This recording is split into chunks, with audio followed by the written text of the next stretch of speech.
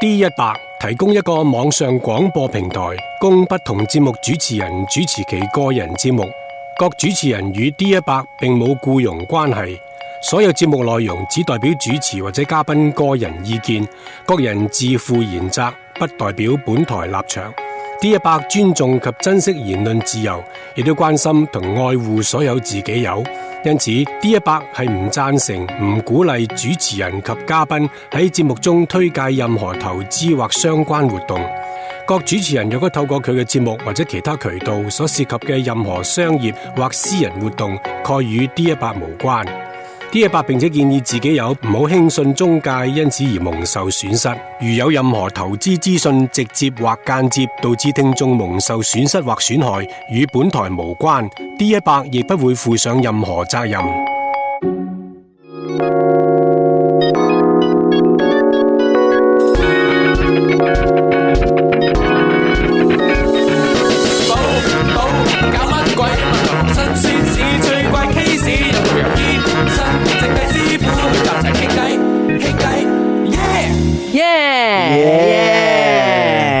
嗱，其實今日呢個嘉賓咧，我係極度感到好奇嘅。即係 Me Too 啊，真係呢 Me Too 事件啊，簡直係。其實咧，由呢個中世紀到而家現代咁上下啦嚇，中世紀咧好似係得幾百種、幾千至1000種嘅工種嘅啫。但係咧嚟到現代咧，係去到數十萬種工作嘅類型啊！尤其而家再加埋咁 AI 多咗之後咧，佢有 AI 嘅 development engineer 啦，AI 嘅 analysis 嗰啲咁嘅好多唔同嘅，你睇完個名都唔知做乜嘅工。但係今次咧呢個新嘅工種咧，我覺得係咪我哋嘉賓阿毛師傅發明出嚟嘅咧？首先我哋即係歡迎阿毛師傅先啦 ，Hello， 即係睇唔到樣，係啊。咁我話你聽，點解毛師傅唔出樣？因為高人永遠咧係保持神秘感㗎。好嘅，正嘅，俾揭露少少，係靚仔嚟嘅啊！仲係後生仔嚟嘅，唔後生嘅四張幾嘢㗎啦。嚇！你保持得好好喎，唔後生㗎啦，唔後生。係 OK 嗱，咁但係呢一樣嘢咧，我首先問下毛師傅先嗱，你係叫做家傭嘅命理分析師，有冇講錯咧？如果係咁樣嘅，冇錯。好正確，係你自創定係其實你知唔知道呢個市場有冇競爭對手嘅咧？呢個市場暫時冇競爭對手嘅。哦，你就係你就係我頭先問咗一個問題，點解你就係睇家傭咧？你咪開僱傭中心嘅？佢話冇啊，咁樣完全唔關事嘅，完全唔關事。OK， 即係而家係即係單天保至尊啊，得一個可以做到呢樣嘢，即係或者叫做得一個風水命理嘅師傅係專攻家傭市場嘅，可以咁講。冇錯，係標榜呢樣嘢啦。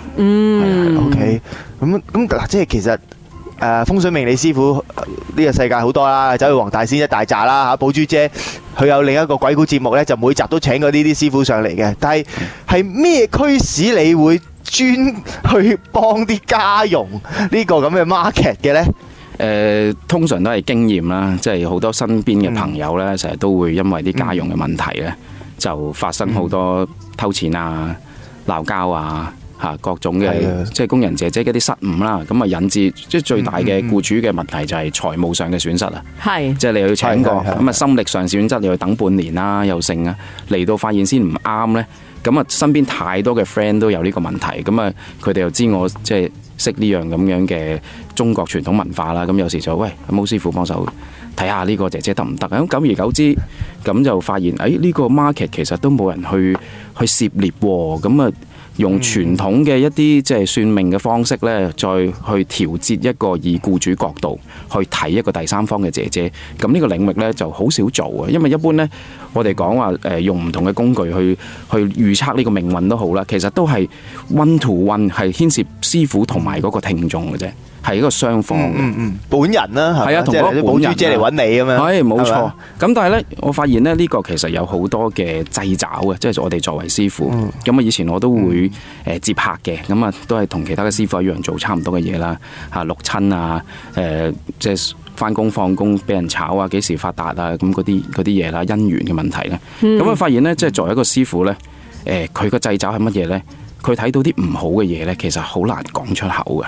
嚇，好多嘢都避重就輕。咁好嘅嘢其實又唔使要特登講啦，留俾佢唔講，作為人生嘅一個驚喜，咁啊更加好啦。唔好嘅嘢你講咗，如果佢又避唔到嘅嚇，咁嘅時候咧，佢只係得個驚字。咁嗰個同埋或者唔信啊，有啲人好嗰啲又信，唔好嗰啲又唔信。冇錯，係啦，我哋呢個叫命運自助餐啊嘛，即係你成日都你接收一啲你中意食嗰啲你就聽，唔好嗰啲你就唔信。咁其實係嗰件事個功效唔係好大嘅。譬如我見到一個人，冇錯，即係以前有個客，佢嘅姻緣本身就係好弱嘅，佢就係嗰啲雙官女，我哋叫嚇，跟一個即係女嘅事業家，一個可能係Big 4嘅女老闆咁樣。佢就話：巫師傅，你幫我睇下個姻緣。我話：如果你即係你個能量嗰個六邊形就係撥咗去一邊，你又想要埋另外一邊，其實冇咁完美。咁我就算見到你可能某年某月有某日有一啲姻緣嘅一啲機遇，嗰個好大機會都係啲鏡花水月啊！即係可能都係曇花一現。咁我究竟同你講話，你把握嗰個時間，其實我都知你把握完你都係會失去嘅。咁究竟係啊？你本身命裏邊或者嗰個週期未出現嘅。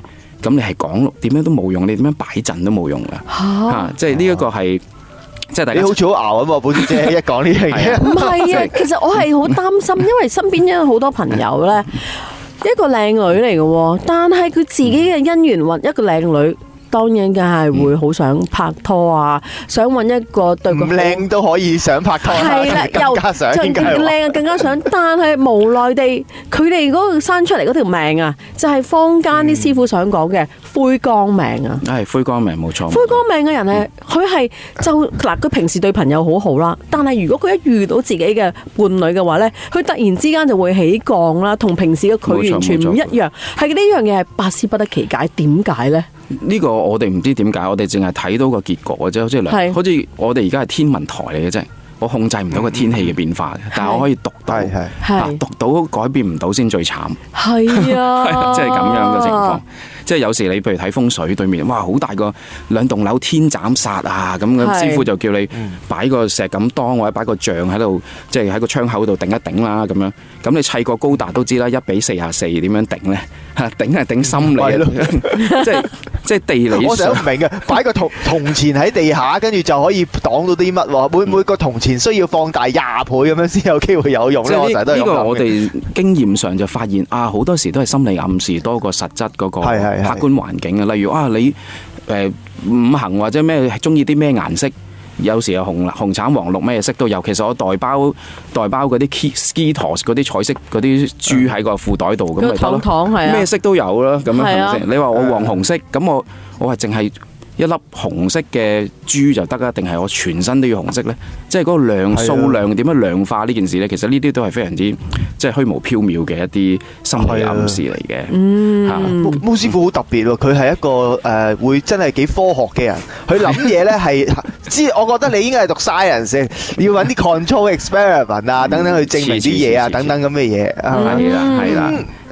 你啱啱講到就係話啱啱呢啲困難就係喺1對1嘅時候就會遇到。係啦。OK。咁執行落去嘅時候就發現咧，好多時咧冇辦法真實反映個結果，因為我個人比較係數據論嘅嘢嚟嘅，即係我唔會為咗呃你嗰少少錢就講一啲你想聽嘅嘢。Sorry，我本身正職都唔係做呢樣嘢嘅，唔需要靠呢樣嘢。咁啊，要對得住呢個武功咧，唯一嘅方法就係你要避咗嗰個one on one個關係，即係話咧俾條命你嗰個人同埋俾錢你嗰個人唔能夠係同一個人，你先有辦法咧暢所欲言地去叫做規避咗呢一個漏洞嘅，係咩意思咧？譬如即係阿寶珠揾我，佢要請姐姐啦，咁啊寶珠係負責俾錢嗰個人，但係提供呢個命格或者呢個八字嘅嗰個人咧係一個嗰個姐姐嚟嘅，姐姐係唔會 care 我點樣講，而寶珠喺我嘅角度，我可以暢所欲言地將我睇到姐姐嘅所有面，我都可以講出嚟。咁呢件事呢，就可以令到僱主有一個判斷，究竟呢個姐姐嘅即係嗰個特徵呢，或者嗰個性格又好 whatever 所有嘅嘢呢，係唔係個僱主想要？而佢係可以通過選擇或者唔選擇呢個姐姐而作即係產生到一個吸收咗我意見之後嘅一個結果嘅，有一個益處喺度。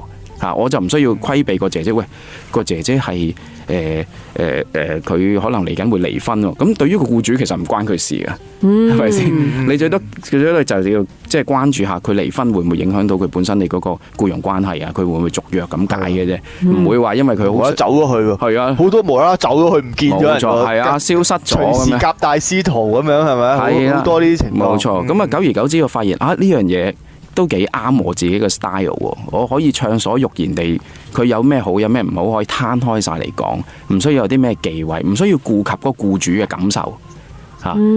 OK，咁樣去。咁嗱，寶珠姐就係一個屋企裏面咧，佢有2個外傭工人嘅人嚟，好神奇嘅。但係佢而家仲係2個嗬，定已經炒咗啦？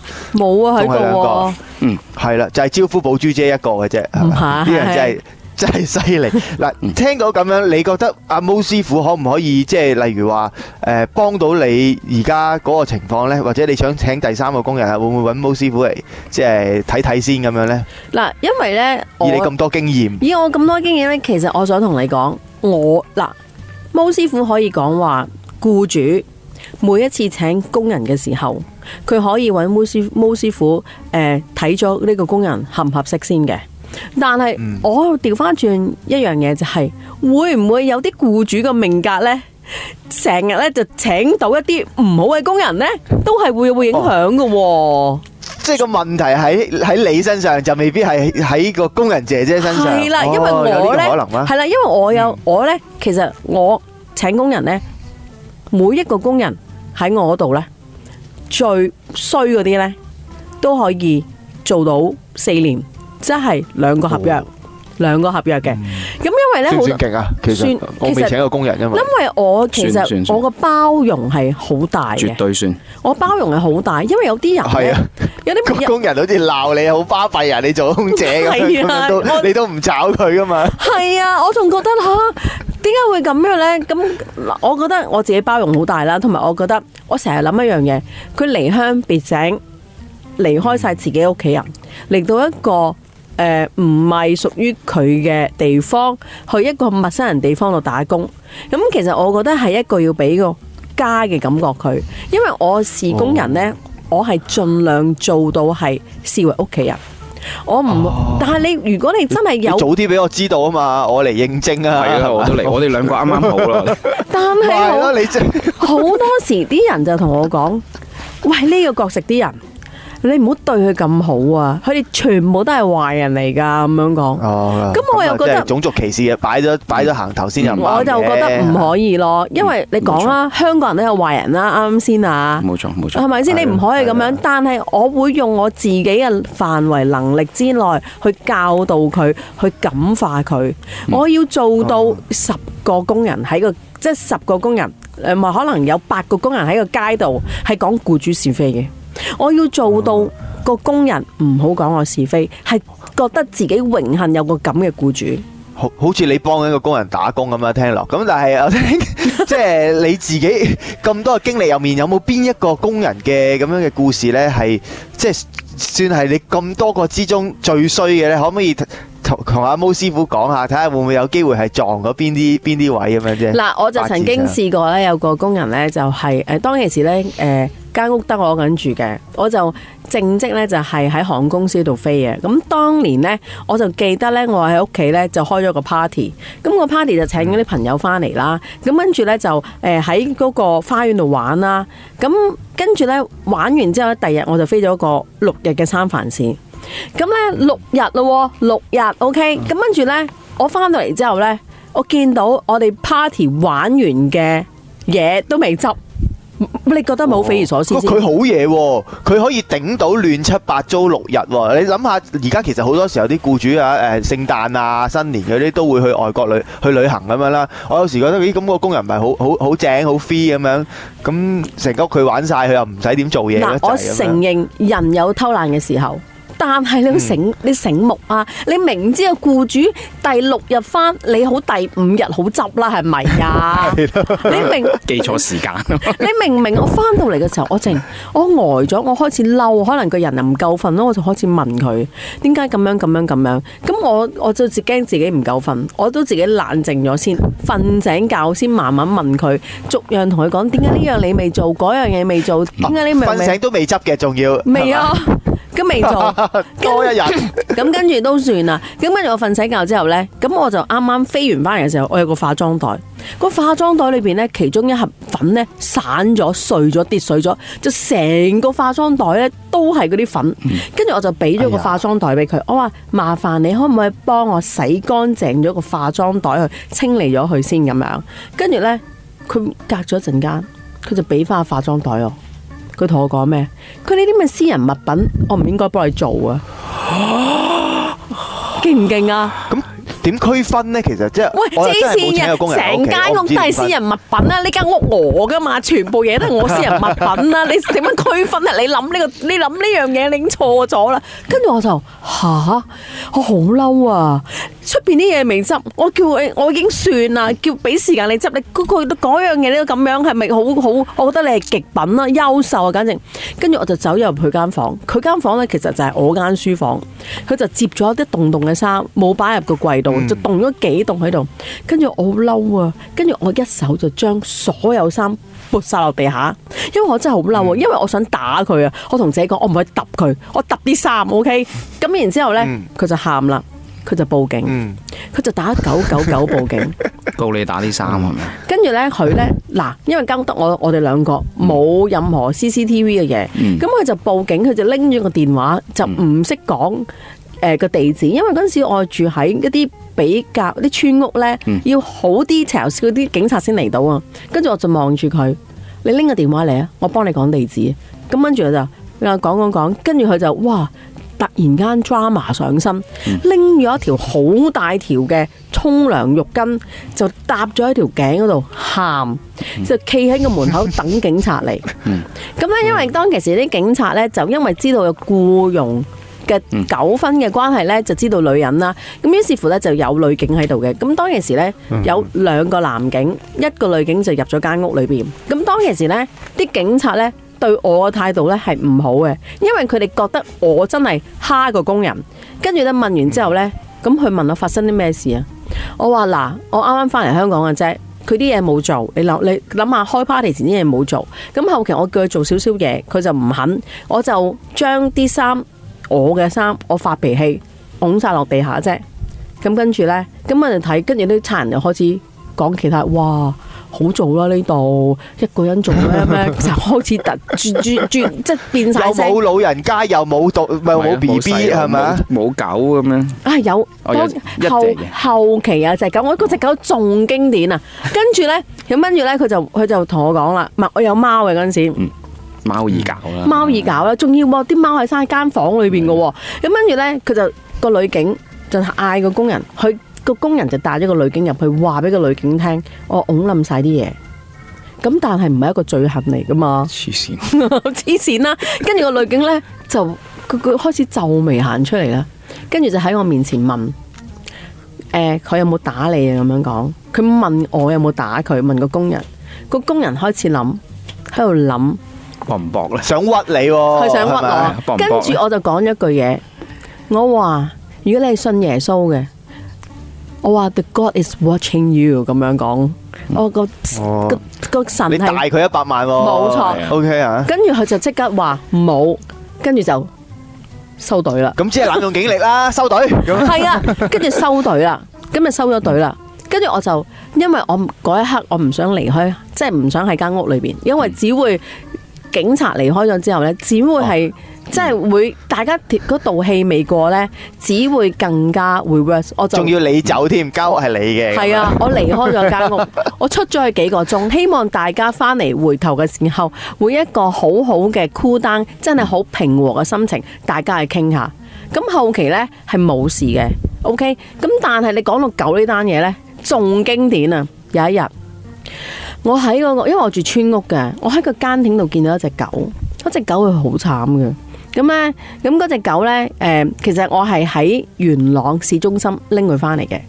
咁跟住咧，因為我屋企有貓，咁於是乎咧，我就將嗰隻狗咧就綁咗喺個間亭嗰度，就寫咗張紙，已經我幫佢除晒虱啦，睇晒醫生啦，就擺咗佢個間亭度，好得意嘅一隻狗仔，我話可愛小狗待人收養咁樣，咁我就擺咗個間亭嗰度，希望有附近嘅居民見到佢喺度咧，就可以領養佢翻屋企。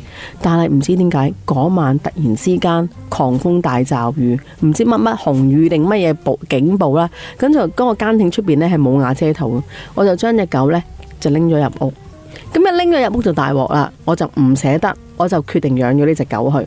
跟住第二朝早，我就同個工人姐姐講，小心隻狗同隻貓，同埋麻煩你朝頭早起身嘅時候，幫我帶隻狗去行下散步，因為隻狗慣性喺出邊大小便，咁啊同埋你餵佢食嘢啦，咁樣講。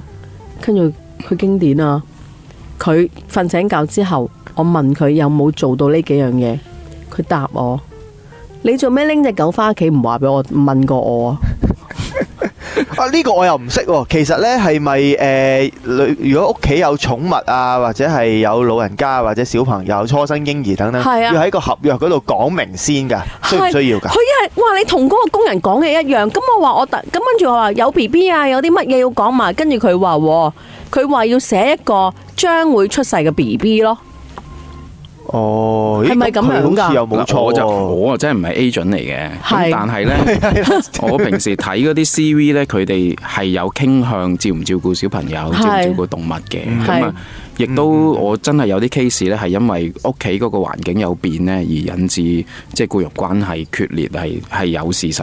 即係去支撐嘅。至於你話係咪要法例上明文寫到咁足咧？即係要問翻相關嘅行業專家先。係啊，嗱，咁不如咁啦。咁啱啱阿毛師傅，你講咗好多古仔啦。你聽咗我一個古仔之後啦，不如休息時間睇下毛師傅點去分析下我嗰個工人係乜料啊？你係咪嗰種咩啊？煙灰缸啊？叫自己做係嘛？灰缸命啊！煙灰缸黐線啊你！轉頭翻嚟再繼續。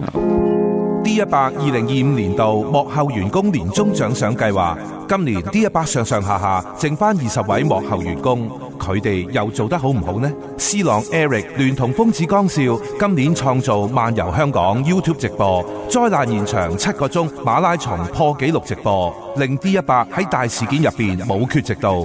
金牌推銷員 Stella 今年花盡心思推廣跟進24個大大小小嘅自己有旅行團同飯局。Kelvin 搞設計宣傳 D100 eShop 賣靚貨 ，Fanny 搞退休三寶安心三寶，康泰家居照顧服務推廣幫自己有 ，Nero 搞系統維修 ，Alan 搞搵錢，邦哥第一個返工開新聞天地 ，B 仔搞 YouTube 精華 ，Carrie Marcus 搞自己有服務。Black Jack 搞好多個網台節目 ，Well 姐搞埋說唱表演，通哥增值成為控制員精英之一。當然仲有上環店3位 Ada、Edwina、Connie， 日日緊守崗位。1年過去，如果自己有想支持2025年度幕後員工年終獎賞計劃，可以登入 D100.net， 親自到上環 D100 專門店，或者打22971825，少少心意激起 D100 無限鬥志。多謝大家。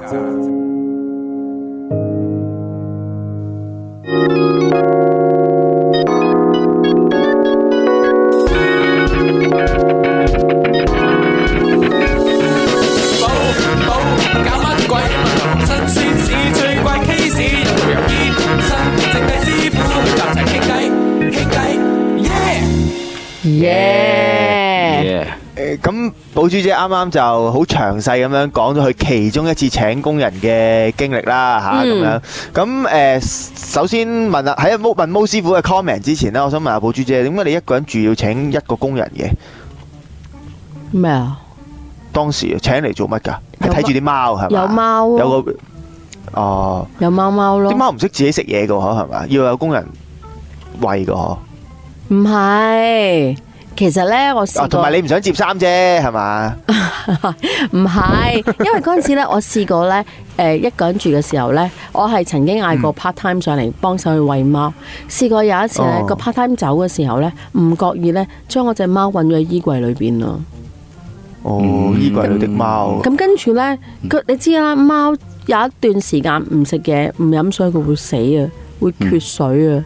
咁當其時我就覺得，嗱，首先唔可以怪個 part time 工人啦，因為佢主要係上嚟幫你清潔間屋，唔係幫你湊貓嘛。咁所以我就決定咗，因為當年嘅賓妹即係請菲律賓人咧，嗰陣時係未有印尼人嘅，即係未咁 hit 嘅。咁咧其實係。唔係好貴嘅，以前係2000幾蚊一個月嘅時候呢，而家都更加唔貴啊！其實佢哋嘅通脹係追唔上香港一般嘅工資啊！我啲 friend 都係請2-3個工人，覺得最平係個工人，最貴係俾間房佢住嗰一 part，佢哋係咁講嘅。係啊，咁所以嗰陣時係2000幾蚊，你諗下你2000幾蚊。買個安心喎，你24小時有人喺度睇住啲小動物喎，咁係幾抵喎，真係。係啊，咁所以我就咁樣咯，又可以照顧我咧，啱啱先啊？但係無奈地我請咗一個唔識照顧我嘅人喎。係啦，因為毛師傅佢啱啱呢個 case 係咪煙灰缸啫？又係真係。呢個應該唔係嘅，咁你有冇諗住感化佢啊？當時有啊，但係感化唔到嘅。感化唔到，因為有啲人咧，你係感化唔到，因為咧喺我人生裏邊咧，呢一個工人係最差嘅一個。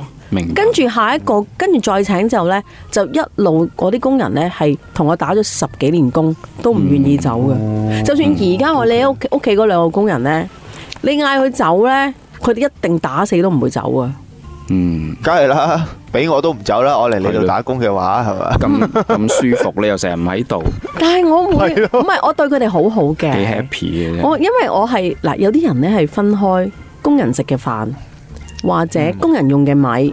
工人用嘅油，廁所都分開嘅，係啦，分得好清楚嘅。咁廁所我又有分開嘅，但係我冇，即係我係同佢講，工作還是工作，但係你想食任何嘢，你想飲任何嘢，隨時其實嗰度有幾多錢啊？真係嘅，隨便食，隨便飲。你個人好咁，嗰個腦好得意嘅。當你唔想俾佢乜都慳住嘅時候呢，佢哋呢就好想去攞嗰樣嘢。當你俾到佢之後呢，佢哋就因為佢當咗自己屋企，想飲咪飲咯。因為我曾經有個朋友炒咗個工人係點解呢？因為佢偷咗佢啲即溶咖啡，包裝嘅即溶咖啡，就去偷咗佢一包仲要分1個禮拜飲。跟住佢發現咗之後，佢就炒咗佢。跟住佢仲同我講，啊，我工人偷嘢啊！我話佢偷乜嘢啊？佢飲咗啲咖啡啊，即溶咖啡啊，咩啊？係咁樣。跟住我就同佢講，我話吓，我工人係飲 capsule 嘅喎。跟住佢就鬧爆我啦。佢話你哋點解咁樣要對啲工人啊？你知唔知嗰啲係工人啊？同埋我啲衫唔要咧，我就俾工人着噶嘛。佢話點解你可以接受到你着工人着你啲衫啊？阿毛師傅你點睇啊？做衰晒嘅係咪？即係話你做衰晒，已經衰晒咁即係慣晒佢哋。係啊，你點樣睇啊？我咪真係做衰晒咧？咁唔係啊？係咪我唔啱啊？完全唔係。咁啊，回應你好開頭即係提出嘅一個質疑啦，究竟會唔會有啲僱主佢係根本上就揾唔到好工人？係咪咧？咁呢個事實係嘅。事實係嘅，即係等於姻緣一樣嘅嘛。即係你既然有機會一世都揾唔到好姻緣，係咁你都會有機會一世揾唔到好工人。呢個係雙向嘅，即係僱傭關係雙向。嗰個姐姐喺你個屋企做得唔好，可能佢喺其他僱主度做得好喎。係啊，即係人夾人啊嘛。冇錯。咁但係以前呢，你話以前就呢個差別咧冇咁大嘅，因為以前即係菲律賓、印尼，而家多埋緬甸啊、泰國啦咁樣啦嚇。以前呢，佢哋嘅社會係真係貧窮啲嘅，即係出嚟香港打工咧，嗰個收入差距係好大嘅。但係而家冇咁大，而家同埋多樣化咗好多。咁你都係雙向嘅啫。冇錯，即係工人姐姐佢可以有選擇唔做工人嘅餘地啦。以前係冇嘅，以前馬姐個年代咁已經係養晒成條村㗎啦。咁而家佢多咗嘢揀。而且除咗工種多嘢揀呢，佢嗰個工作嘅地方都多嘢揀咗，即係中東啊、加拿大啊、新加坡啊、新加坡啊，多咗好多啦。即係香港唔係一個絕對嘅優勢嘅一個，即係一定香港做噶啦，一定係俾你香港人受噶啦。就而家唔係咁，咁啊世代唔同咗啦。而家嘅年紀同以前年紀都係唔同，咁啊變咗好多時呢。反而係多 agent 咧，直接嚟揾我哋。喂，我有個客好難搞啊，俾咗10個，即係俾咗10條女，佢都睇唔啱啊，即係好似媽媽生咁樣。喂，阿師傅，我彈俾你，你幫我梳理佢。咁我哋做咗一個工作係咩咧？就係我哋會即係嗰個僱主要俾錢我哋啦，我哋就同佢分析啊。譬如呢3個工人，佢嗰幾十樣特性係點啊？佢嘅心理質素係點啦？佢係大意啊定係細心啊？佢係會俾錢佢，有啲係你俾錢佢，佢放假都唔使放嘅；有啲唔係嘅，你俾錢佢，佢都唔做嘅。佢追求嗰啲精神性領域嘅嘢嘅，就係追求佢自己，譬如佢要有宗教信仰啊，或者佢要自己打扮好靚，係啊係啦，有啲又一定要去同啲 friend 蒲嘅，咁你俾錢佢，佢都唔會做。咁每個人嘅特性都唔同，有啲係中意俾人管住嘅，係有啲係唔中意俾人管嘅，有啲咁啊呢啲嘢好多咧，其實係同僱主嗰個性格啊，或者本身嗰個特性就錯配。即係如果僱主係中意 macro management， 即係宏觀嘅，即係話中意啲僱主，即係啲姐姐自動波，總之好似你，我估你就係中意宏觀噶啦，總之你自己搞掂，我唔理你過程嘅，中間啲枝節咧唔重要，總之你做好嗰件事。我去完旅行翻嚟間屋靚就得噶啦，係整齊。你哪怕你我入門口之前嗰半個鐘你執好，我唔 care。係啊，咁有啲人係咁，但係有啲唔係嘅，有啲去咗旅行咧都要開住個 cam， 由朝裝間屋裝到晚，睇下個工人做緊乜嘢嘅。咁嗰啲就係我哋叫 micro management， 佢係好上手嘅。係，佢每樣嘢甚至病態添啊。係啊，病態。佢係通過即係佢可能唔知係咪工作上俾人管得多咧，佢要想將呢件事咧轉化去管工人咁樣。即係你收咗我錢，你都應該要受。呢啲中國人非常唔好嘅美德嚟嘅，即係老豆打仔，仔打仔嗰個咁樣嘅嗰個循環。咁我哋做咗咩工作呢？就係我哋會將啲姐姐呢個特性呢就攤開晒啦。我哋亦都會俾個評分佢，即係根據我哋嘅經驗分 A、B、C、D grade。如果呢個姐姐我俾 B grade 你都覺得唔啱呢，係個問題就係你本人個僱主問題，係啊，係你自己本人嘅問題，而唔係個姐姐客觀或者師傅或者 agent 嘅問題。所以我哋做嘅工作唔係販賣恐懼嘅，從來都唔係話喂，全世界啲姐姐都衰㗎啦，你總之請得姐姐你就一定死㗎，你點可能啊？你睇下啱啱大埔嗰件事，你就睇到好多即係好多人情嘅嘢喺入邊，係咪先？即係一個唔希望佢攞作為證據嘅事件，佢就已經證明咗俾你睇，其實唔係咁樣樣，唔係個個姐姐都係啊，即係唔關事，同種族係冇關係㗎，係啊，係你本人你自己一係就你嘅格就係咁啦，冇錯，即係唔好講話悔唔悔講格先啦。係啊，有機會你成世係咁，有機會咁啱你嗰段週期你就冇辦法可以通過一個即係姐姐嘅方式幫你解決一啲家庭嘅壓力，你都係要自己面對。咁所以我哋就會做呢個即係呢個分析啦。另外就係會睇埋究竟個姐姐嚟緊嗰幾年，其實佢嗰個係有冇機會佢想轉工啊，好高騖遠，或者個姐姐自己都有心理變化，而影響佢而家呢一個合約嘅，咁我哋都會俾佢睇咗。咁好多時呢啲 agent 就好開心啦，因為我哋有啲係其實分析晒，幫嗰個僱主梳理翻究竟佢自己要啲乜嘢，你究竟想點先？你唔好要一個又要幫你識教小朋友講英文得嚟，又要幫你湊埋個老人家得嚟，又要精打細算，係冇完美，你自己都唔係一個完美嘅僱主，你點樣 expect 一個完美嘅姐姐出現喺你屋企呢？呢個唔合理。咁啊，越嚟越多客佢哋就會意識到呢樣嘢。咁啊，變咗我哋就好容易更加促成到，即係呢一種僱傭嘅關係，亦都個僱主佢自己會心底上會同佢講：，毛師傅，我而家你俾 C 我都會接受啊，因為我而家明白啊，冇完美嘅，我會即係接受去睇住呢件事點樣去發展咁樣咯。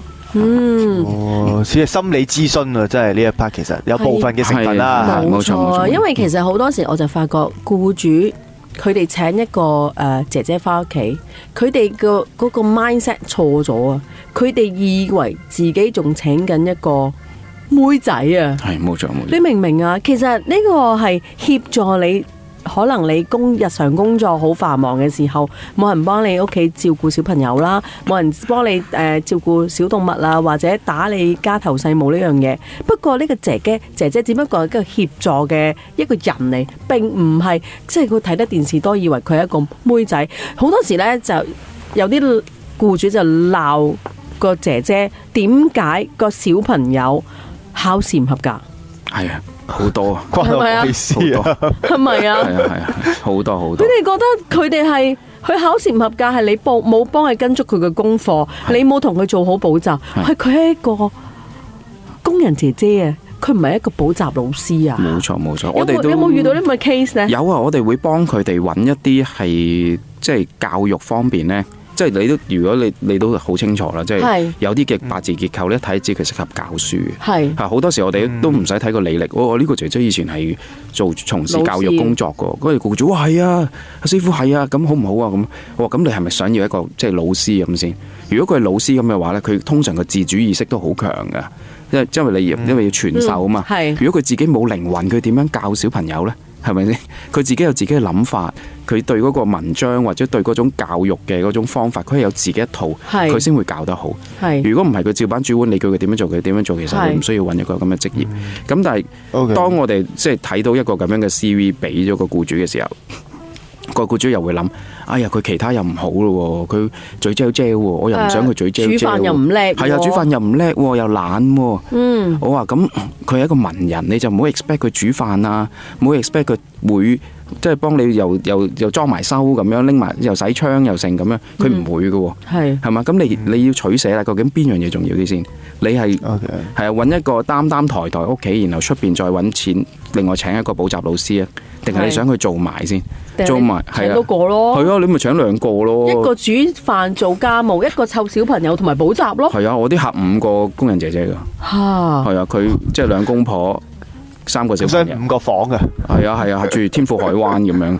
咁啊，總之佢一間屋唔夠，佢租多一間屋俾工人姐姐住。係啊，咩啊？有個笑話啦，阿林青霞間屋走火警啊嘛，有冇睇過個新聞啊？跟住走咗出，跟住點啊？跟住有20幾個工人走火警企咗喺門口啊嘛。咁啊唔出奇啦。香港人係好多好有錢嘅咁啊。咁我又想問下阿巫師傅，咁即係話，如果有一個咁嘅 case 嚟揾你求助嘅時候，你首先係睇咗啲工人姐嘅 CV， 睇晒啲八字先啦，定係其實睇咗嗰個僱主同佢傾咗偈先呢？我哋直接會睇姐姐先嘅。嗯，因為咧，其實一個家庭咧有好多人話事嘅。奶奶又喺度啦，老爺又喺度啦，咁個嫲啊肯定喺度啦。咁但係啲細路又可能同個姐姐相處反而係最多喎。係。咁究竟邊個話事呢？如果你逐個睇呢，係好每個本身一個家庭有冇姐姐，佢已經好多衝突喺入邊嘅。係。所以你再喺嗰度開始呢，基本上唔會有啲乜嘢嘅提示呢，係幫助到去請姐姐呢件事。咁反而我哋會調翻轉，我哋直接會睇個姐姐佢所有嘅特性，然後咧就話俾僱主聽，究竟呢啲特性呢，係會你家庭邊個成員咧係會最 care 嘅？譬如你係想佢照顧個奶奶嘅，照顧老人家，咁佢 suppose 就應該係好有愛心啦，或者嗰啲污糟邋遢嘢佢都願意去做啦。你話想佢湊細路嘅，咁佢應該就係比較靈動啲嘅，即係可能係有啲童心嘅。即係嗰個姐姐啊，咁個細路仔先中意噶嘛。如果你黑我黑面成日冇笑容咧，個細路仔點會中意同個姐姐一齊咧？咁你個姐姐天真咧，就會有天真嘅問題喎，就要有傻嘅問題出現喎。咁你係咪會因為咁又包容到咧？所以我哋好多時咧就以姐姐嗰個為一個核心去出發，最後咧就交翻俾僱主嘅一家。嗱，你哋攞住份報告啦，究竟你哋成家人點樣去妥協協調呢件事呢？呢個新成員入嚟嘅時候，你哋每個人嘅價值觀作出一啲乜嘢嘅讓步，然後你哋希望作出咗呢個讓步之後，結果呢個姐姐嚟到家，令到個家庭即係有個好處，你係咪接受呢？咁我哋通常用呢個方式去介入呢件事。嗱，巫師傅嗱，你講八字呢樣嘢啦，咁喺中國人嘅睇法，八字就係8個字咁解啦，咁係包括咗嘅出生年月日時同埋天支同埋地干，即係你哋天干地支係天干地支調轉咗，天干同埋地支。咁我想問正路嘅，咁問題就係我成日將啲嘢調轉噶嘛？問題就係工人姐姐有出生年月日，但係大部分都係唔會有時間呢樣嘢嘅喎，絕對呢個難喎，絕對冇添啊！絕對冇。嗱，首先呢，八字就唔同紫微斗數，紫微斗數起盤呢就要齊晒。頭先你講嘅八字係唔需要嘅，有幾多睇幾多。八字起盤本身你有年月日咧都得㗎啦。因為年呢就係起個月柱，月柱起個日柱，日柱起個時柱咁樣。咁你又有幾多嘢睇幾多嘢。咁本身咧嗱，呢一個就有牽涉少少可能題外話咧，就係一個哲學問題。就而家咧，我哋話算命，即係算得唔準或者準唔準啦。因為你頭先提出話冇咗時柱呢個問題啦。咁我哋都答咗好多次呢個問題。呢個問題非常之有邏輯嘅問得，係有水準嘅。咁啊，我哋如果度一粒米咧，如果你以前係得 cm 嘅啫嘛。係如果粒米細過 cm，其實你點都度唔準。係嘅但係而家我哋個量度工具精準咗，有 nanometer 即係 nm 納米，將來仲會可能係納米嘅再負唔知幾多次方。係嗰粒米呢，本身嗰個長度係從來都冇改變過，而係我哋量度嘅工具精準咗。八字紫微斗數都一樣，哪怕可能1000年後唔止年月日時作為計八字嘅基礎，可能當時出世嘅氣溫啦、氣壓啦、坐標啦，都可能應該係要被歸納為10個字、12個字。而你嘅命格其實個軌跡係冇改變嘅，係所以呢個問題就係話，我哋唔係去追求呢，究竟話你個量度嘅工具係幾精準，係你要知道你而家有呢個工具，佢提供幾多嘅資訊俾你。咁回覆翻個問題就係時柱呢，喺算命嚟講呢，佢通常係代表，如果時間值呢，代表一個人呢45歲打後嘅一啲經歷啦，亦都代表子女啦，亦都代表佢下半身啦、下體嘅一啲健康啦。或者佢晚年嘅諗法啦，呢啲嘢呢，其實呢，喺睇一個姐姐嚟講呢，係次要嘅。係啊，因為可能佢未必喺呢個家庭做到45歲打後。係啊，或者佢啲仔女點樣嘅狀態，其實同你個僱傭關係呢，唔會好大嘅影響。反而呢，年柱就代表佢嘅祖蔭啊、父母啊、佢嘅家教啊，甚至係佢嘅工作環境啊。我哋成日話夾生肖啊，生肖相沖，嗰個生肖就係講緊年資。年資呢個宮位咧，除咗代表生肖咧，亦都代表一個人嘅長時間逗留嘅空間嘅，可以係你嘅故鄉啦、你嘅工作嘅地方啦、你嘅家庭啦。生肖相沖，即係話我同你生存嘅嗰個空間咧係有衝突。咁如果我哋仲要喺夾硬埋一個空間咧，其實生肖相沖本身呢件事就唔好㗎，就已經係引證咗有衝突嘅一個層面啊。咁而月柱係代表佢工作嘅態度或者佢嘅價值觀等等。日柱就代表佢自己嘅一啲心理質素或者佢一啲意志咁如果輻射翻就係佢嘅喜怒哀樂啊，佢嘅一啲對錢嘅諗法、對人生嘅諗法啦甚至佢嘅興趣啊包括你頭先講嘅灰光格，其實全部都係喺年月日柱。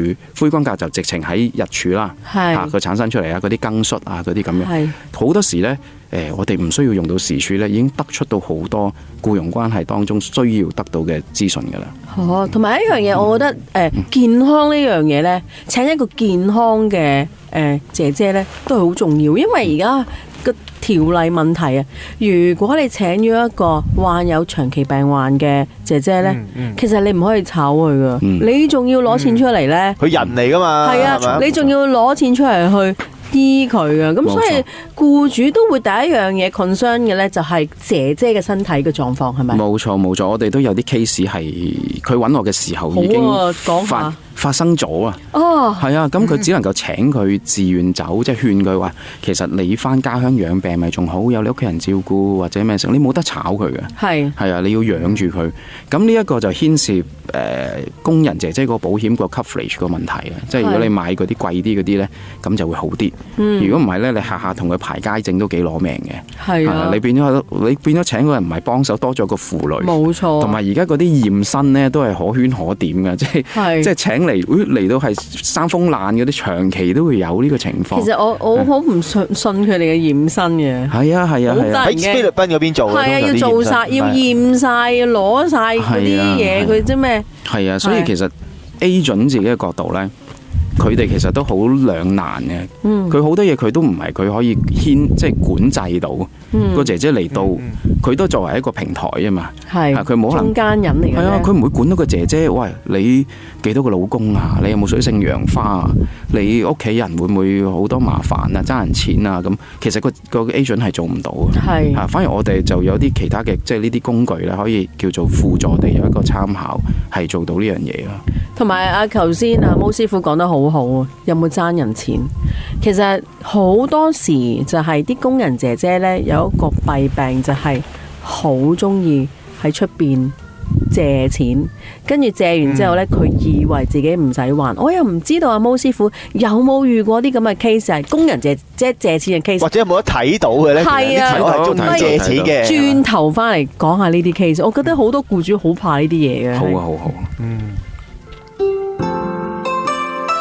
一杯好茶，從相遇開始。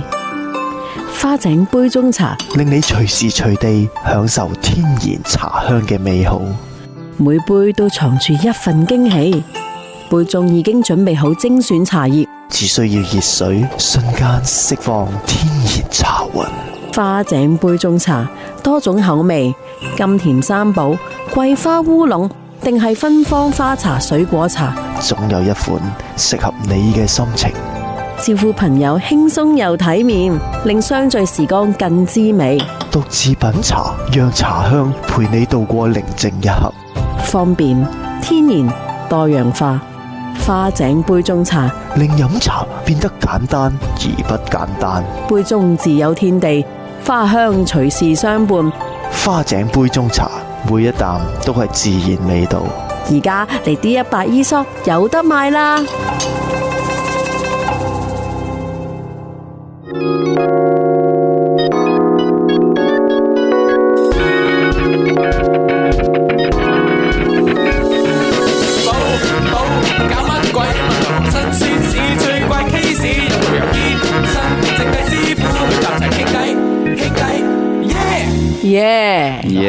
我就家庭原因啦，就係從來都冇請過工人嘅。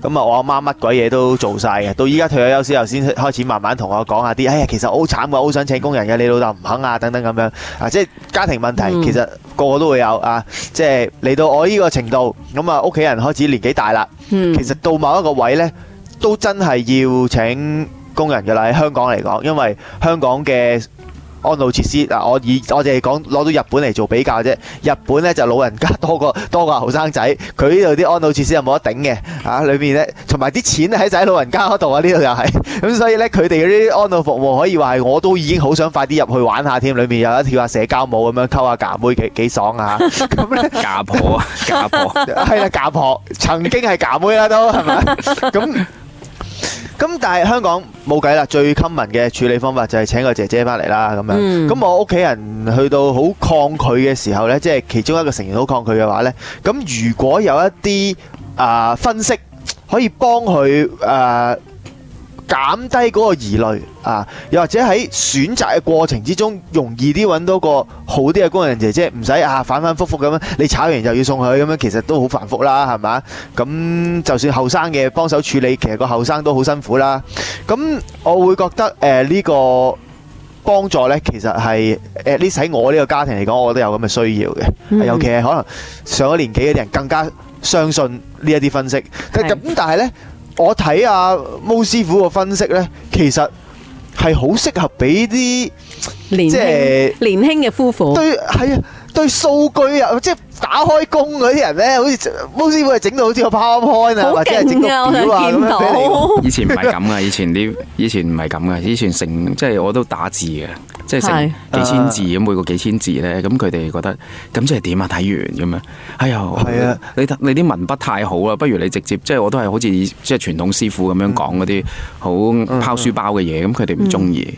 佢話咁你師傅你直接話俾我聽，究竟點樣好唔好？即係好似我寫完咗佢都唔睇咁樣，咁後尾就變咗點心紙嘅方式咧，佢哋就好受落啦。哎呀，我好清楚，哎呀咁樣嘅情況啦。嗱，我解釋下點樣點心紙法啦。咁啊，即係毛師傅咧，其實俾咗個報告，佢嗰啲 sample 俾我哋睇咁樣嘅，咁啊係一個姐姐咁樣嘅評級報告啦。咁佢擺大個頭咧，係有個 summary 先嘅，好似咧我做緊而家一啲叫做technical 嘅 engineer 咁樣啦。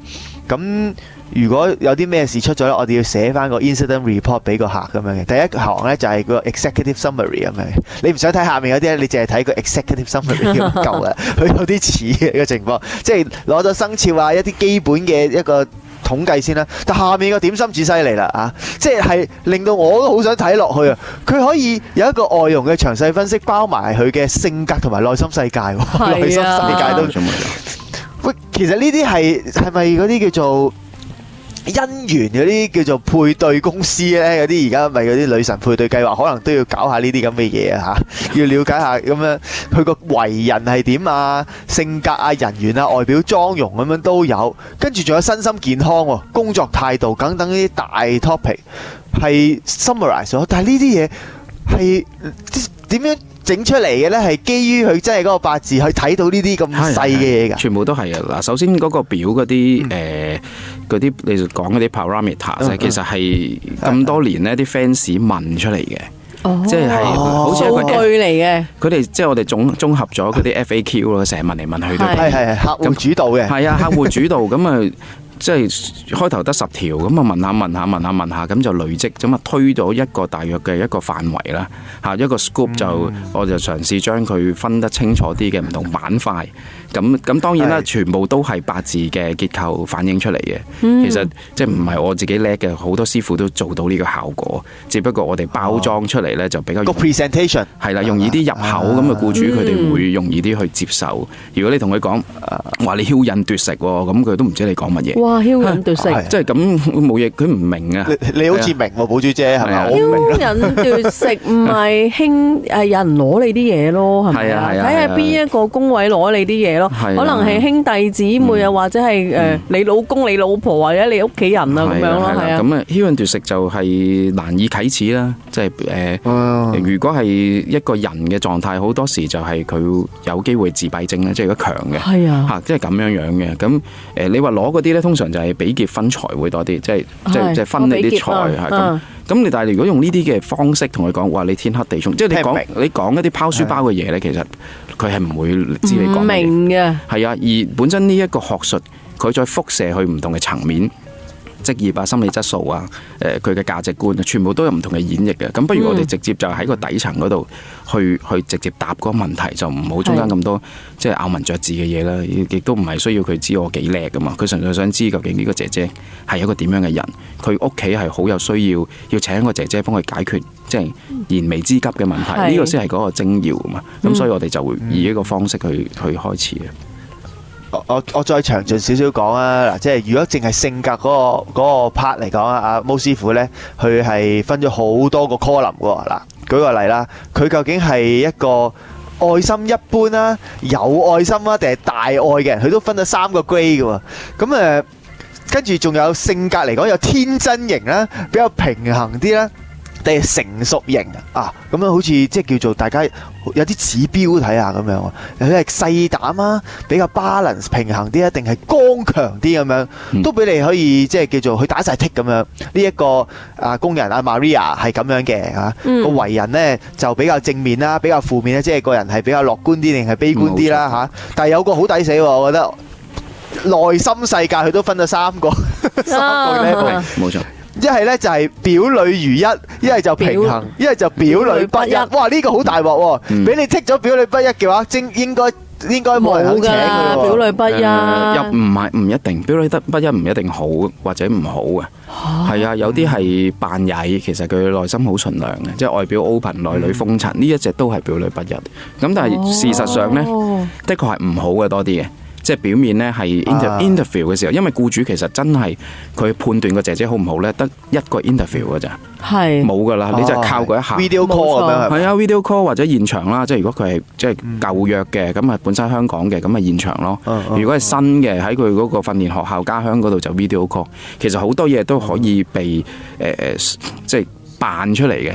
即係好多嘢都係假嘅，可以冇錯啊！係佢講到自己好真係請人一樣啫嘛。係啊，哎呀，我乜都識㗎，好中意小朋友㗎，結果嚟到哇，唔識湊小朋友，打小朋友又唔識，即係佢話佢自己煮飯好叻，結果嚟煮到燶晒咁。呢啲係非常之多，就係因為表裏不一嘅問題嚇，就係正如阿 Winnie 講嘅。佢嘅天干同個地支係冇通根透幹，即係個天干係一套嘢，地支係一套嘢，而地支先係佢諗嘅嘢。天干呢就係佢表現出嚟嘅嘢，係完全冇關係嘅。天干係虛嘅，佢全部嘢都係即係偽君子咁樣嚇。咁呢個就會係嗰個心理，即係心理嗰個表裏不一常見嘅一個結構。OK，不過性格呢啲呢，即係嗰個判點樣，你個性格係點，嗰個判斷可能都會有少少主觀嘅成分。即係你可能覺得寶珠姐呢一刻好似好outgoing，其實佢係好內向嘅咁樣，即係識耐咗先知咁樣。但係你有另一啲嘢呢，係好客觀嘅喎。例如嗰個姐姐會唔會有咩疾病風險嗰啲？嗰啲又係睇到啦，係咪？係啊，呢個肢體受傷、神經系統即係咩咧？神經系統就係佢可能係即係重則就中風啦，嚇。輕則就可能係有啲手腳不協調。咁呢啲譬如就係通常係八字嘅五行嗰度會主觀多啲嘅，例如係金克木嘅結構啦。金木交戰啦。咁啊木就可能係代表你嘅四肢啊，你嘅黏。係咁啊金就可能係啲刀啊成。咁啊木亦都代表神經嘅。你幻想下棵樹，佢嗰啲樹根就好似神經，你嘅人體嘅神經系統，人體有妙展咁樣嗰啲嗰抽筋嚇。咁如果佢八字金木係相沖得好犀利嚇，咁呢個一個維度就可以睇到，譬如佢會有神經系統啊，或者容易去跌親啊，整啲物理嘅意外會多啲啦，開刀啊咁。本身金佢亦都有分佢嘅即係特性嘅，譬如庚金就代表啲刀啊、斬啊，係啊，咁啊，係啊，咁啊呢個就係一個維度咯。另外就係十神嘅維度啦，有啲七殺啊。比劫分財啊，咁將呢啲 layer 疊加咗咧，我哋就會得出究竟佢某一種嘅健康嗰個特性咧係強唔強嘅。但係嗱，你講啊即係講緊一啲五行嘅嘢啦，金啊、金木水火土啊，但係好多時就係講緊個八字，佢未行到嗰啲年份嘅時候，佢未必會有嗰啲狀況出現嘅喎嚇。咁即係話，譬如你而家個工人可以暫時用住先嘅，但係去到某一啲年份呢，佢就開始有啲乜嘢問題出現啦，你就要換工人啦。冇錯，所以報告嘅最後一 part， 我哋就會預測佢未來3年，究竟呢啲嘅特性咧係有幾強烈嚇，佢嘅健康有 guarantee period 嘅，係啦，有 guarantee period，係啊，佢嘅健康，所以你問得好準確啊，佢嘅健康啊，佢嘅財務狀況啊，或者佢心理上究竟嘅變化，究竟係嚟緊嗰3年起碼 cover 到1.5個月啦，係會點樣產生咯？係啊，但係如果佢本命都有咧，其實都啲細埃嘢都會出現。係啊，因為佢天生身體唔好嘅話咧，咁佢就個人啊本身係咁。但係如果唔係嘅，佢本身天生身體好，因為會遇到某一啲金木水火土對佢不利嘅嘢咧，佢先會有嗰啲狀況出現。冇錯。呢 part 我好信嘅，其實因為咧，我每一個同我睇過八字嘅師傅咧，都同我講話我腸胃唔好同埋皮膚差嘅，呢個係真到不得了啊！所以呢個咧，我覺得參考價值。由於我本人係信嘅風水八字呢啲嘢，咁如果知道個僱員嚟緊有呢啲風險，咁其實係對我嚟講係有個安心多好多嘅。我大概知道預咗啲咩先啊嘛，驚佢肢體受傷嘅話，咁咪成屋鋪晒海綿，驚佢撞親啊嘛，全部唔係好多時就當個僱主佢係標明想話照顧小朋友嘅時候咧，咁我哋呢一個就會比較強調一啲啦，嚇，即係因為你話佢唔使佢照顧小朋友嘅擔抬抬啊、買餸啊，咁嗰啲其實佢自己唔好話大整親咧，其實都接受到。但係小朋友就真係即係因小失大咁，你少少嘢個可能嗰個姐姐少少整親，但係會導致個 BB 大整親噶嘛，係嘛？咁呢個就係問題會大啲啦。OK， 哇，仲有一 part 就係上一節阿寶珠姐講到啦，就係同金錢相關啊。佢會有埋理財價值觀呢個部分喎。嗱，佢係咁四個 part 比較簡單啲啊。工資嘅重視程度，睇下出糧嗰 part 有幾 care 嚇。有冇借錢嘅風險？借錢唔緊要喎，仲有一個叫不還債嘅風險添喎。借錢可能會還噶嘛，係咪？佢不還債又係一個風險，或者係詐騙兼職等等嘅風險都可以喺呢個表度列埋喎，師傅。有㗎，有啲兼職啊，禮拜6日放假去做其他嘢啊。你經過灣仔行下都睇到。係啊，跳舞啊，好多人驚啊。有 Telegram 添㗎。係啊，即係好，我唔明點解佢哋會同埋有一啲嘢就係，我就見到啲姐姐咧懟咗個電話咧，個背景咧係一個街市嚟嘅。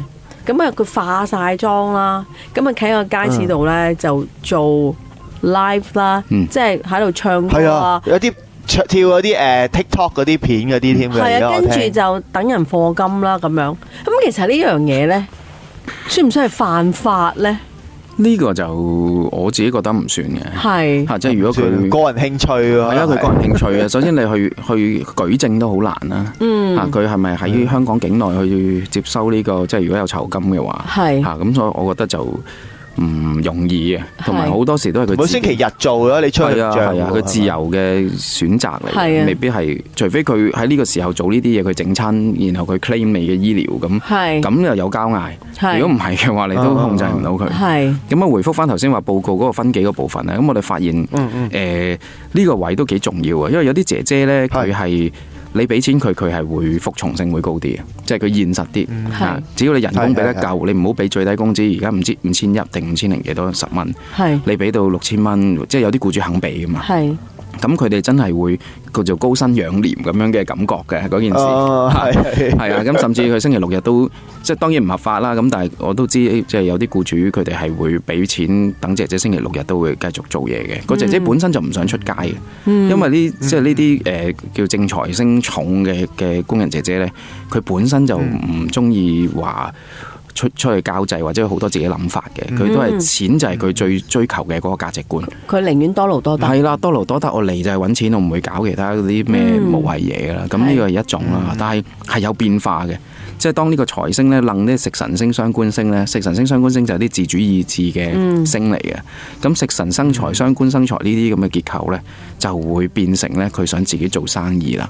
佢就唔係佢唔係通過打工嚟產生呢一種收益，佢係想多方面嘅。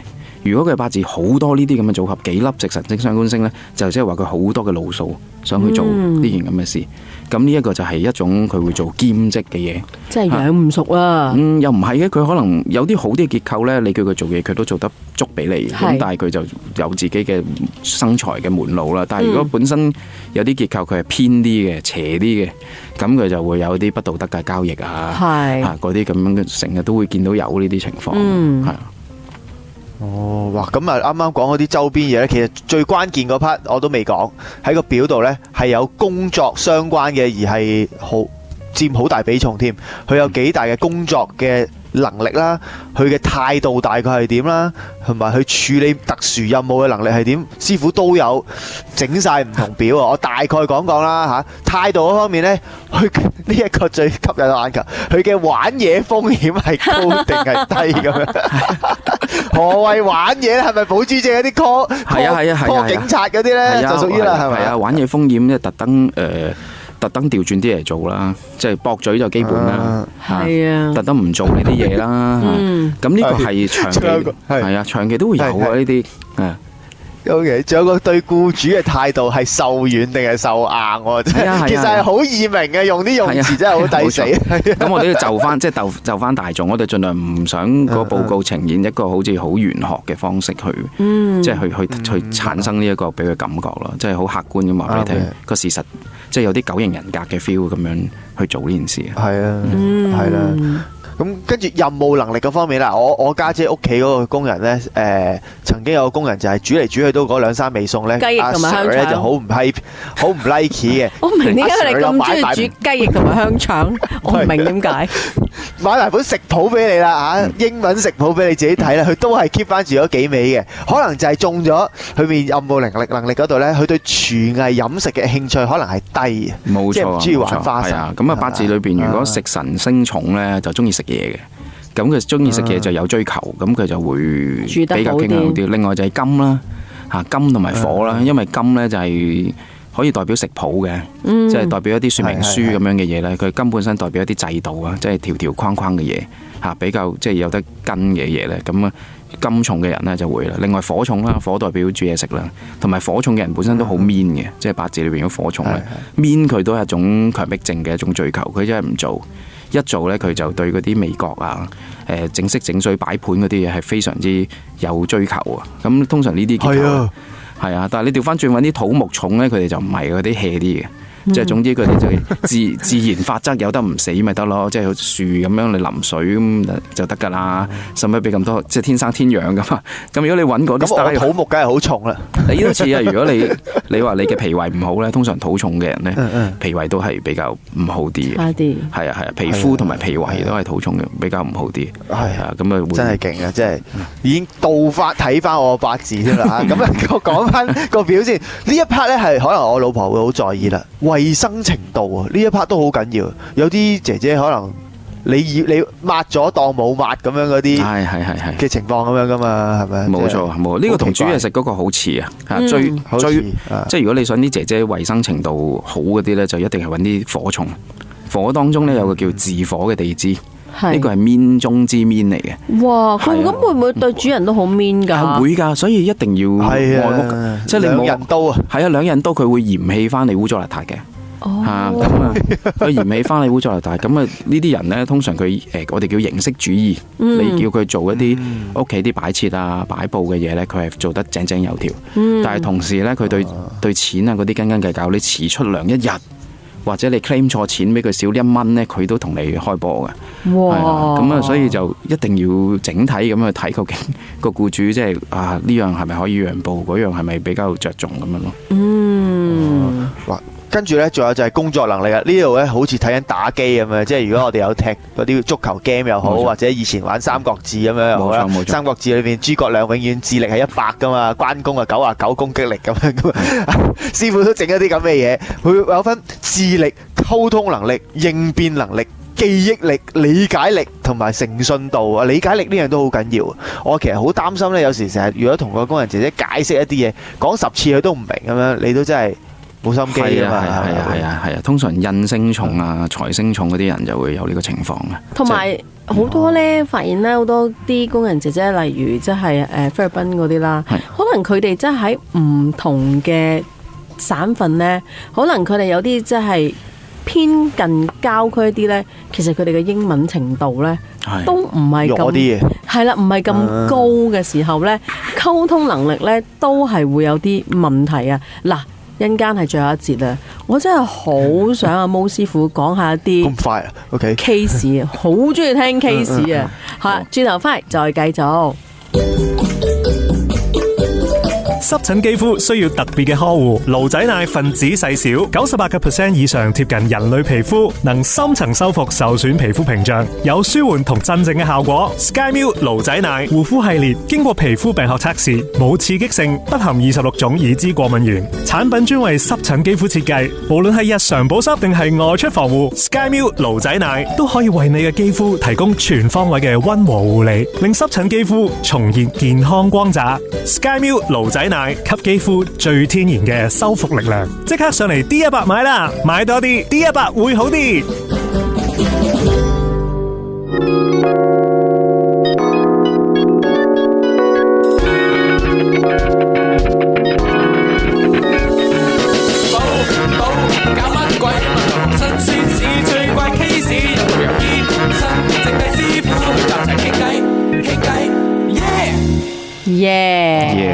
嗱，啱啱講個報告嗰啲 details 啊，其實我都未講到，我覺得最 user friendly 嘅位啊，即係平時有啲人真係唔中意睇啲 details 啊，淨係睇頭睇尾咁啊，閱讀理解咁樣。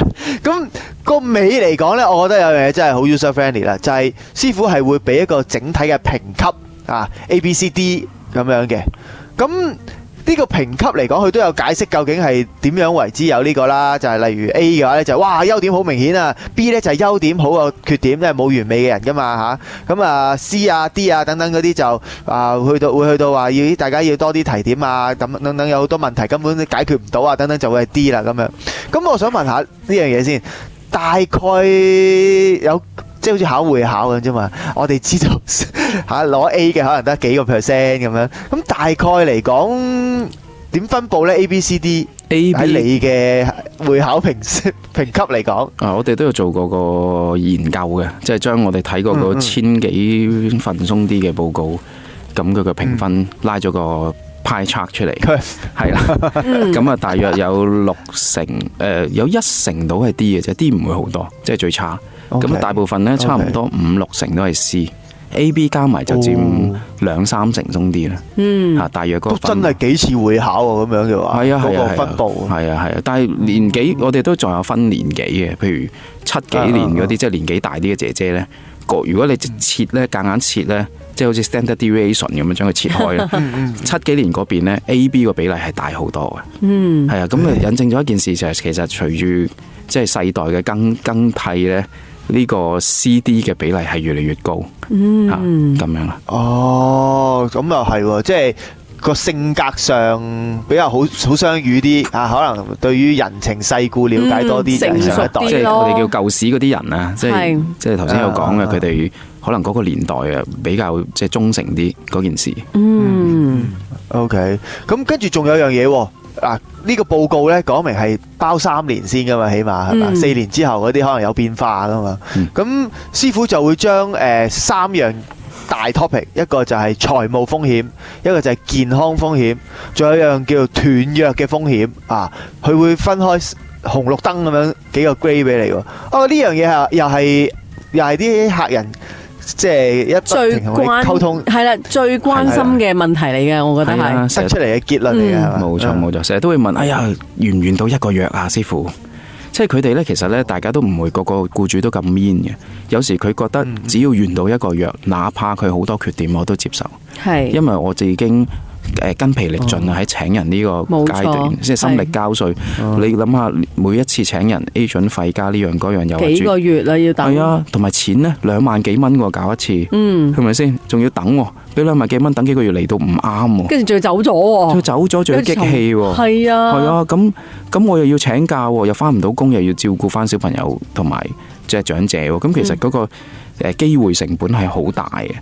咁所以佢哋就話有時唔緊要啦，呢個工人蠢就蠢啦，最緊要佢完到一個約先。我想買一個心安理得先。咁變咗就我哋好多時就將完約斷約啊呢啲嘅因素呢。咁喺八字嚟講，好多結構會解釋嘅，譬如傷官見官啊、連柱相沖啊，咁等等呢啲都係講緊佢工作環境嘅變化或者唔妥嘅上司啊。咁呢啲都好大機會就係印證緊嗰個轉約或者斷約嘅一啲因子嘅，就係咁。OK， 咁啊，寶珠姐最 care 嗰樣嘢啦，就係一啲印象深刻嘅例子係咪？我頭先都有同阿毛師傅喺你出去斟緊杯中茶嘅時候，有同毛師傅傾過下咁樣㗎，係嘛？即係有時有啲僱主係會唔會找佢晦氣啊？咁啊，即或者係我就係唔信邪係嘛？跟住唔聽你決定等等咁嘅嘢，有冇啲印象深刻嘅故事？有。嗱，找晦氣就冇嘅，因為我哋咧就有個條款都講到明㗎啦，即係命理佢唔係精密科學嚟嘅。只不過係俾你一個佐證，你僱主都係有第一責任咧，去揀一個有信譽嘅 agent 啦，即係嗰啲門面嘢啦，做判斷係啊，做判斷啦，根據你嘅需求啦去取捨。咁我哋只不過個客觀嘅資訊嚟，但係如果你嚟到都唔滿意咧，我哋100% 退翻錢俾你嘅。咁呢個講得好清楚。咁但係托賴啦，到而家都未出現過呢個咁嘅情況。係啊，就算有，佢哋都理解嘅。佢唔會話真係橫斑白話要退錢，咁我哋都冇所謂，你要退咪退咯，幾百蚊冇乜所謂啦。咁但係更多咧係我明明俾咗好低分嘅，佢都走去請佢。係好多咩解救咧？做咩咁唔信邪嘅？佢挑戰咁樣咧？因為我哋即係個 WhatsApp 嗰個 chatbot 個機械人會係咁覆噶嘛，即係提佢你唔好請呢個人啊，佢好低分嘅，不如你揀多個啦咁樣。咁通常我哋都唔會淨係俾一個嘅意見嘅，佢通常係俾2-3個 CV 我哋。咁我哋就淨係睇個日子就可以判斷到呢幾個當中嘅問題。邊一個最好啦？係啊，佢但係有時會請嗰個嘅，佢我唔信請。揀個最唔好嗰個。係啊，佢嗰一刻靚咧，可能因為嗰個唔知嘅咩原因啊，咁啊有時佢真係避唔到啊。咁結果隔咗1個月1-2個月個姐姐嚟到咧，咁佢因為我有個 group 嘅，我啲 fans group，咁佢會講翻師傅你啱啊。Sorry 師傅，係我衰，係我犯賤，因為一個就算啦，好多都係咁。佢特登嚟挑戰試下，我就係唔信邪，我唔信你。咁我你俾錢我睇完你又唔信，咁得意嘅。係啊。咁啊結果佢又再俾多錢我咯，即係結果就做到一單生意。你當其時有冇訪問佢點解會咁做啊？佢有時係佢睇咗幾個都唔好。咁佢就算啦。喺唔好之中揀個好啲㗎啦。係啊，但係其實都係唔好。佢信自己個 feel 啊，可能。佢覺得佢個 feel。佢有時氣餒啊，即係我哋明白嘅。有時氣餒，佢話我唔想再揀，我就佢啦。其實會唔會係個主人嘅命格？佢請親工人都係唔好啊。有機會，有時我真係會，即係佢如果佢睇過幾個都係咁我都話不如你俾你個日子我望下。咁事實都係佢係一個好 mean 嘅人嚟，就係嗰啲自火好重要，好容易睇嘅啫。一啲人呢，佢嗰啲例如是女士呢，佢皮膚天生好白嘅，都好 mean 嘅，通常都佢都自火，總之火就係發光嚇。咁如果輪廓深就係金重啦，咁啊你金屬咁。咁其實你睇嗰個人面上你都知，睇佢膚色啊，睇佢嘅眼神啊。嗱，佢眼大嘅，通常都面嘅。佢睇到我，佢話你係做靈異節目嘅咁樣。我冇咁講，我就你嘅眼好特別，係咁樣啫，我冇咁講。係啊，咁所以嗰個僱主其實我有時開即係嗰啲客係有 Facebook 噶嘛 ，Facebook 嘅，咁睇到佢嘅 profile pic，一睇就知，第一件事我話你唔好咁 mean 先。哦，係啊，我話你有啲嘢你放唔放得手先？喂，但係你佢哋話佢 mean 喎，佢我直接講㗎，係啊。係話係啊，係啊，唔怕嘅，即係係啊，越鬧越開心嘅。佢可能俾人講慣嘅啦。即係佢係好唔知咩有啲斯德哥爾摩症咁樣，即係你越鬧佢，佢越高興咁樣嘅一個係啊咁樣嘅情況。喂，正常喺香港好多人係咁樣嘅，即係慣咗俾人虐待咧。你虐待我唔好嘅，虐待翻我啦。佢哋就係想聽真嘢。係啊，即係呢個亦都係我中意嘅，即係我覺得喂呢個係唔好喎，佢點樣唔好法喎？佢下半年佢就斷約噶咯，睇到噶咯喎，嚇某月某日咁係嗰個禮拜佢就嚟噶咯喎，唔信咁啊請啦，師傅 sorry 啊，嚟咗一個禮拜走咗啦，咁跟住咧。麻煩你幫我睇埋呢兩個，即係長期有呢一個情況啦，佢哋好中意咁樣樣。哦，即係佢 enjoy 俾你睇嗰個 moment。佢又唔係 enjoy 嘅，佢未必係 enjoy 嘅。咁佢起碼佢覺得有趣啊！點解可以真係由八字裏邊睇到嗰個人嘅性格啊，同埋知道佢真係會斷約啊？咁可能佢哋會喺個群組度，哇，覺得係真係係啊，同埋我有免費拍短評嘅。即係我頭先等即係上嚟之前咧，樓下都唔知答咗幾多個咁。係我叫佢坐喺度喺度答，喺度答咁樣咧，放工咁啊正職之後就係咁答啦，每晚都。咁你又記得係邊個打邊個？喂，其實你有冇懷疑到可能嗰啲唔係姐姐八字咧，係佢本身嘅八字都有啊。其實我想問自己嘅嘢，好多次喺度扮，好多非常多次係咁樣樣。係非常多次，尤其是年尾年頭嘅時候，最想問流年嘅時候，咪有呢啲嘢出現咯。係啦，咁我校定個 auto reply 啊，校咗 auto reply，除咗姐姐之外唔答啊 ，sorry 咁樣。佢點知嗰係咪姐姐啫？唔緊要嘅，咁因為我講嗰個維度未必適合佢本人嘅。即係我通常都用個僱主嘅角度去講，咁我有免費嗰一 part，咁每個人就會匿名咁樣就 post 個姐姐嘅出生日期啦。我 assume 佢係姐姐出生日期啦，假設係啦，咁我就會逐個答，喂呢個有乜，呢個乜，咁隔咗一陣呢，就會有 feedback，佢話師傅你講得啱啊，呢個其實我請咗好耐噶啦，我就試下你啱唔啱，咁啊講啱晒咁樣，咁啊結果就好容易大家睇到，哇係有啲計仔喎，呢個人咁樣，咁啊譬如呢個姐姐我睇到，喂呢個姐姐有眼疾㗎，好明顯嘅。我呢個姐姐有眼疾嘅喎，你小心啲仔細嘢，唔好叫佢做。咁啊隔咗陣係啊，呢個姐姐係好深近視啊咁樣，或者我話呢個姐姐，即係有個人就話，哎呀我個姐姐走咗佬啊咁樣。咁我話我跟住掉咗個即係個 CV 出嚟啦。咁我睇我，哇你應該偷咗嘢嘅喎，佢偷咗你嘢喎。咁個僱主死口話冇啦，冇喎，踩過冇。跟住隔咗一個月，係啊，原來佢偷咗我奶奶啲嘢啊咁樣。咁啊結果就大家就會喺度試下到你答親都有啲嘢，咁啊結果個 group 就成日話，哎呀師傅好準啊咁樣。咁其實喺 group 裏邊嗰啲人啦，會唔會即係話師傅你既然你咁準嘅話，可唔可以唔好淨係睇姐姐啊？幫我哋睇嚟，你可以收費嘅噃。有啊，極多，有啲係偷雞咧，因為我收錢，即係 pay me， 我有個曲喺度嘛，有啲係入咗錢落嚟先問嘅。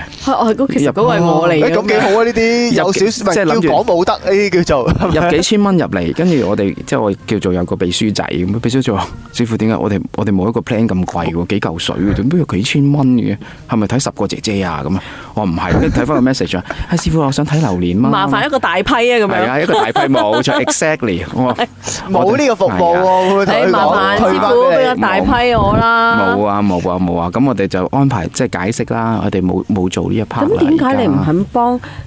即係唔幫僱主睇啊，淨係幫僱傭睇？因為僱主佢問嘅嘢係會超出咗好多我唔能夠答嘅範圍嘅，即係始終好多時係問佢自己感情啦，佢譬如好多扮問請工人啦，結果就係其實同個老公搞緊離婚啊，跟住又冇姻緣啊，姻緣係最多啦，因為始終請工人咧，通常都係女僱主去主導呢件事，咁啊問錢嘅係少啲嘅，咁啊都正常，因為古代咧女性嘅事業都係基本上係姻緣嚟㗎啦，等於咁喺八字嚟講咧，女性嘅財星咧就唔係講錢嘅，講感情，係啊，男人啊嘛，係啊，講情感啊，情感就係佢嘅一生嘅事業嘅，咁好多時一睇哇，又個財星又好似你頭先話嘅，比劫分財又財星破印，破到爛晒支離破碎，咁你點答佢呢？係咪先？我收錢講真嘢俾佢聽，唔會幫到佢，佢只會覺得人生會更灰嘅，係咪？然後我唔通喂，不如你又大串珠啊，又個屋企嗰啲風水搞佢，擺杯水化呢樣化嗰樣，咁其實佢本身個命運個軌跡就係要跌落呢一個環節，即係佢要受嘅。係啊，佢要受。咁你行衰運，你就會遇到衰嘅師傅，係揾錯衰嘅 agent，租錯衰嘅屋。你係一個配套，佢唔係一個話先後嘅關係，佢係一個平衡嘅關係發生緊嘅。唔係話我一句説話就可以幫到你去扭轉嘅，咁我呢個錢就收得唔係太心安理得啦，變咗嚇就係咁啊。哦，咁有嗰個實用嘅功用仲好，同埋 specialize 咗啊！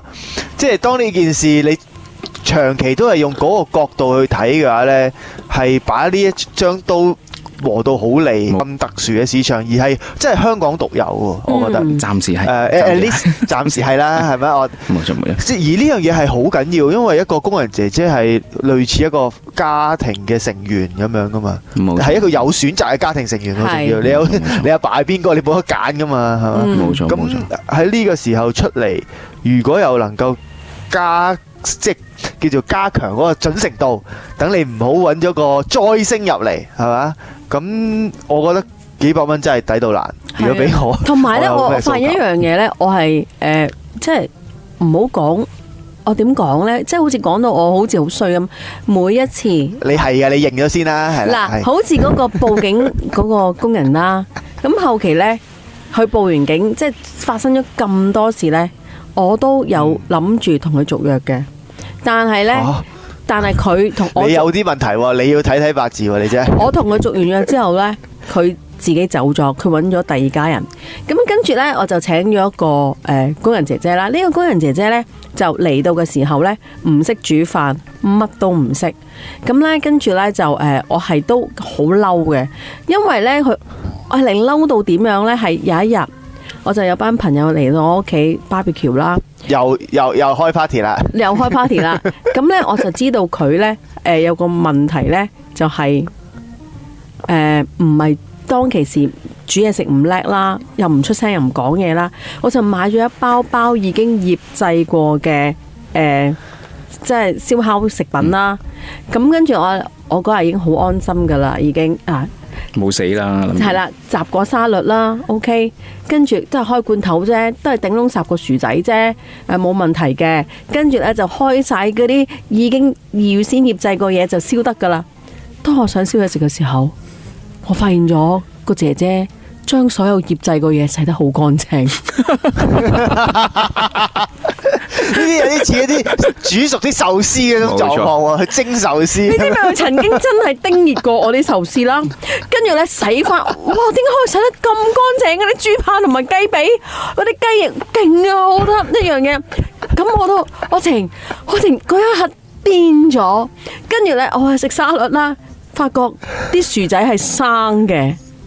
嗰一刻，佢嗰度啲食法係咁嘅，可能菲律賓。跟住我就嬲，跟住我就問嘅 agent， 我就問嘅 agent 點解呢個姐姐會係咁樣嘅？你講到明佢識煮嘢食噶，我話呢個連 standard 都唔到啊！我話，跟住個 agent 咧就車個姐姐走，每一日接個姐姐走，就教佢煮嘢食。哇，好盡責喎咁樣。你知唔知點解佢咁盡責啦？因為後期我同個姐姐講，我問佢你想唔想喺度做？佢話想。跟住我話我教你好唔好？佢話好。其實我乜嘢都唔識。我之前呢喺新加坡嗰度呢，就喺老人院嗰度呢，做一啲復康嘅中心，例如換尿片啊，打嗰啲胰島素針啊嗰啲，我係最叻嘅。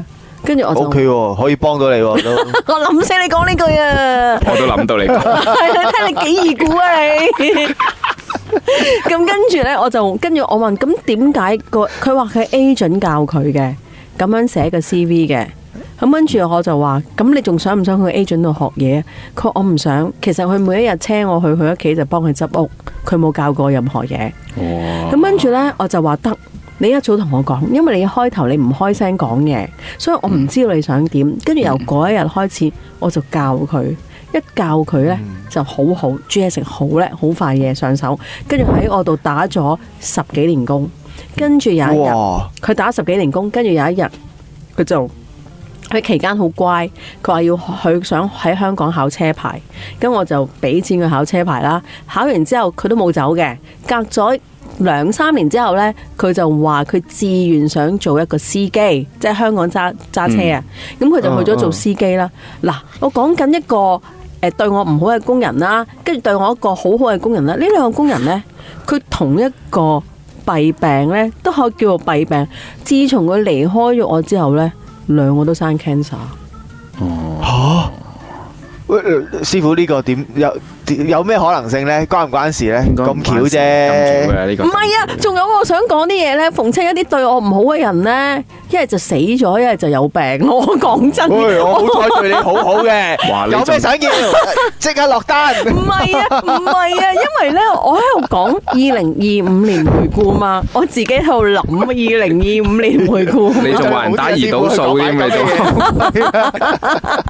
跟2025年回顧，咁我哋回顧翻我過往做人咁耐咧，我有咩對乜嘢人唔住？有啲乜嘢人喺我嘅角度嚟講，佢覺得佢對我唔好咧，跟住我手下嗰個死咗，哇，嗰個又死咗，嗰個又有事。坐監啊？邊個啊？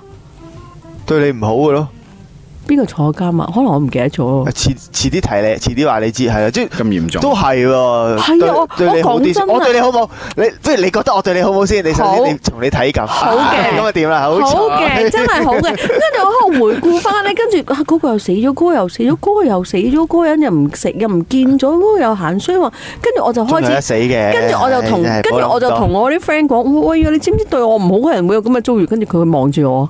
呢個同我講呢啲係咩意思啊？咁樣有啲恐嚇嘅成分喺入邊。係啊，唔係，我覺得都係咁啱得咁巧啫。咁我覺得做人嚟講，即係我覺得人係睇翻八字嘅性格啦。你覺得呢，師傅？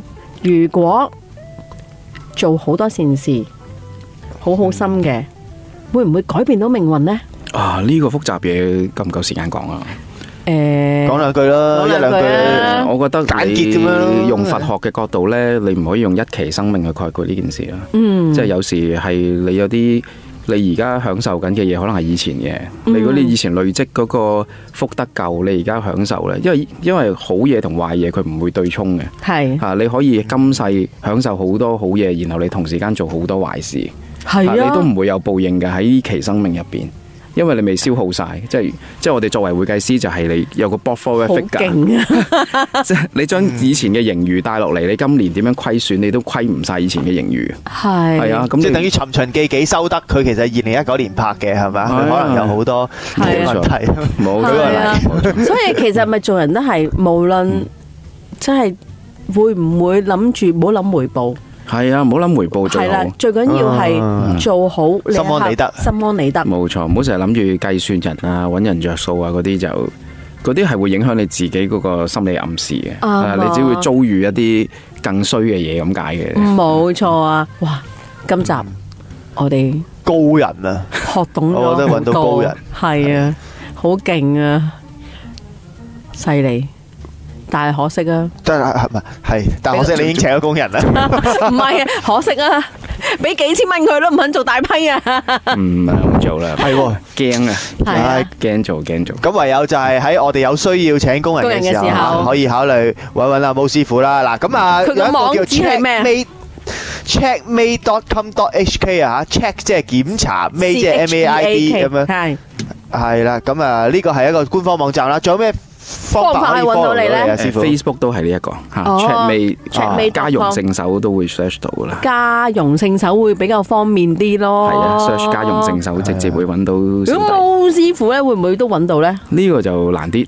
難啲係啦，呢個難啲。好啊。OK，咁啊，記住 checkmate 係啊，有需要嘅時候就即係 check 啊。我覺得係抵到爛嘅。我其實睇咗個價目之後，所以希望我會遲早啊，其實都會有一日係會幫襯到阿毛師傅嘅。係啊，同埋啊，記住啊，唔好扮工人姐姐去扮，我扮唔到啊！問自己嘢有冇男賓男有男賓㗎，好多人請男賓㗎啦，而家園丁啊、司機啊，咁都係嘅喎，有嘅，通常一我就偷偷地 send 我嗰個過去先咁樣。好啊 send 啦，冇問題。係啊，今集時間差唔多，多謝晒武師傅今日遇到高人，咁我哋下星期再見啦，拜拜，拜拜，拜拜，拜拜。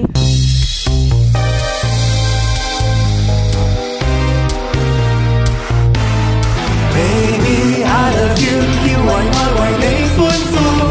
That's what I do， 不願有半秒辜負。Hold you tight and we will be alright， 像是甜蜜豐富。喜歡你四面八方，那樣眷戀我。喜歡我愛着你麼？願意瘋狂，哪管跌倒。就讓我很傻，就為你闖禍，就是世間你容納出錯，都想你在此刻停留聽到我歌。Baby, I love you， 要為你歡呼。That's what I do， 不願有半秒辜負。Hold you tight and we will be alright， 就是甜蜜雙雙敬禮。Baby, I love you， 要為你歡呼。That's what I do， 只願意給你保護。Hold you tight and we will be alright， 像是甜蜜天賦。